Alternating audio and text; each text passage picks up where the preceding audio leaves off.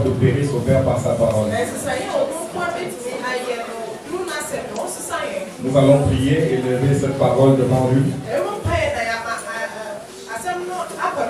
afin qu'il dispose nos cœurs et qu'il nous conduise.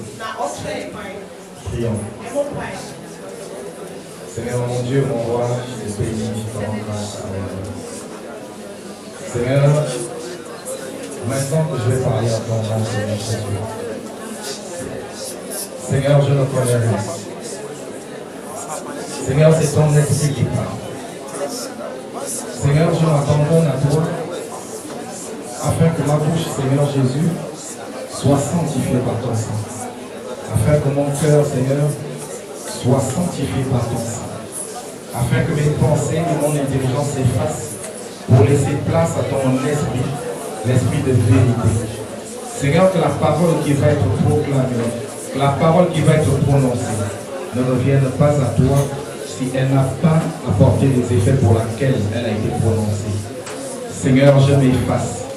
Seigneur, je te laisse la place. Seigneur, parle à ton peuple. C'est ta parole. C'est ton peuple, Seigneur. C'est ton esprit. Éternel notre Dieu, parle à ton peuple.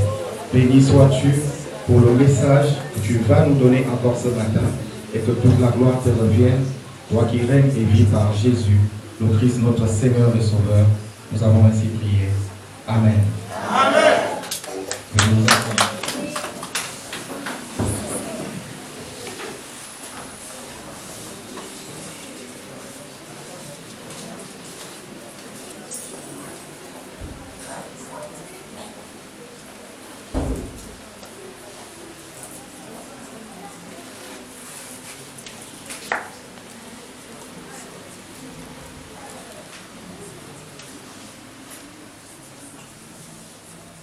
Alléluia. Il y a tellement de choses dans les textes.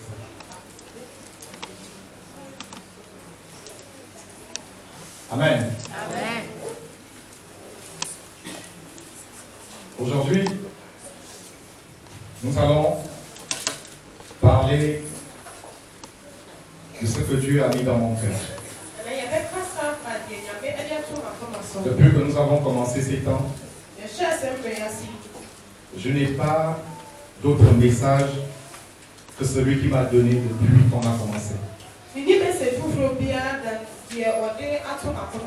Et le message m'amène toujours sur la vie de David.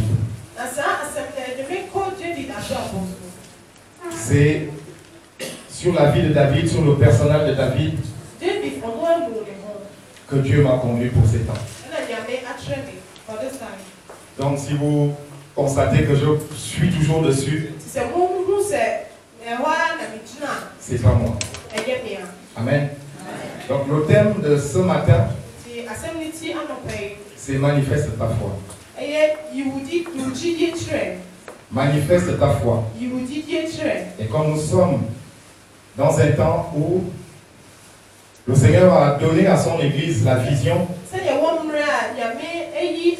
pour que nous passions 30 jours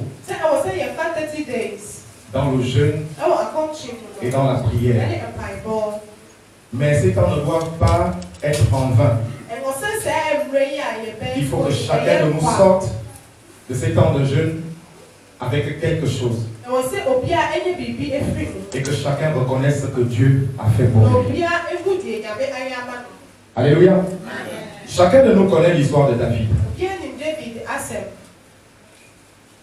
Si vous prenez la Bible, David est la personne dont on parle pratiquement dans l'Ancien Testament. On parle énormément de David. En tant que roi, d'Israël. Mais la vie de David n'a pas commencé par être roi. David était fils de quelqu'un comme toi et moi nous sommes fils de quelqu'un. La Bible nous dit que David avait été le 8e des enfants de son père.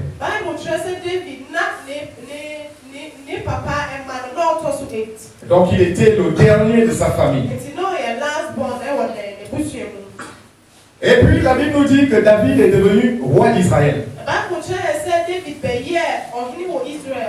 Et la Bible nous dit encore que David est l'ancêtre de notre Seigneur Jésus-Christ. L'ancêtre, c'est-à-dire David.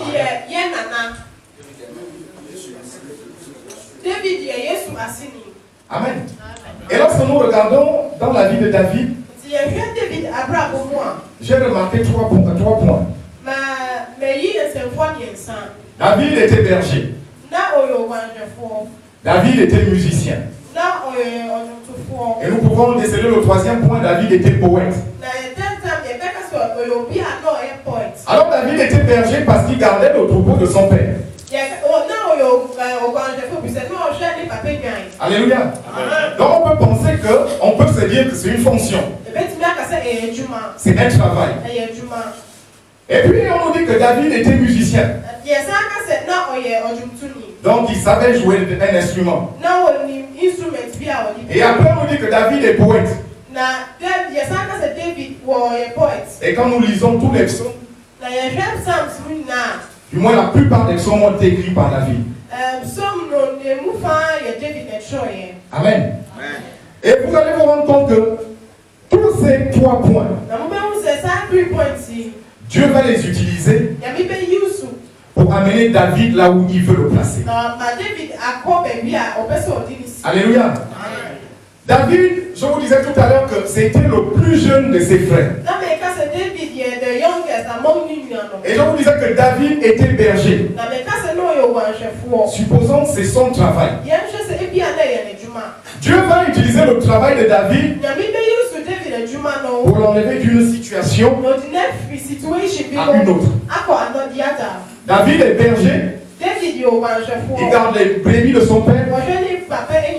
C'est dedans que Dieu va le connaître. C'est dedans que le regard de Dieu va se poser sur lui. Alléluia. Amen. Et il y a quelque chose qui me traversait l'esprit quand j'étais en train de méditer sur cette parole. Alors David étant le plus jeune de ses frères,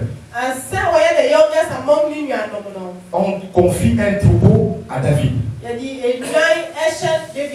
Il sort de sa maison avec le troupeau. Il va, supposons, dans la forêt avec le troupeau. Le père sait que là-bas, dans la forêt ou dans la campagne ou dans la savane, il sait qu'il y a les bêtes sauvages. Mais il confie quand même le troupeau au plus jeune. David avait des frères qui étaient plus âgés que lui. Même pas donner un seul frère à David pour dire que bon, va avec celui-là.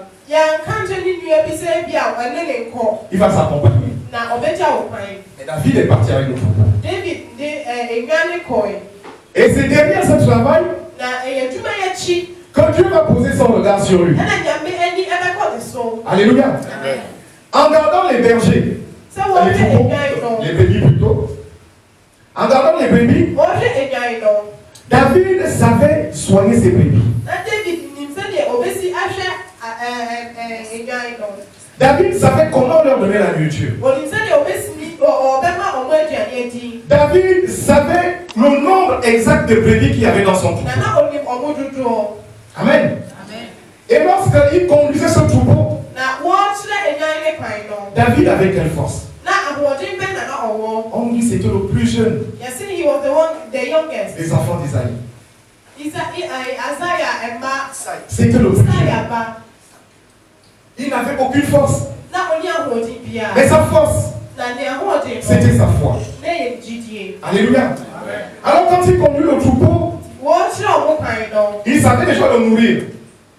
Il savait guérir les brebis qui étaient malades. Et le soir, il savait les ramener à la bergerie. Alléluia. Et lorsque David se retrouve dans une situation difficile, où le troupeau est attaqué, la Bible nous dit que lorsqu'un lion venait prendre une brebis, David poursuivait le lion. Il arrachait le lion de la gueule du lion, il a lâché la bénie de la belle du lion.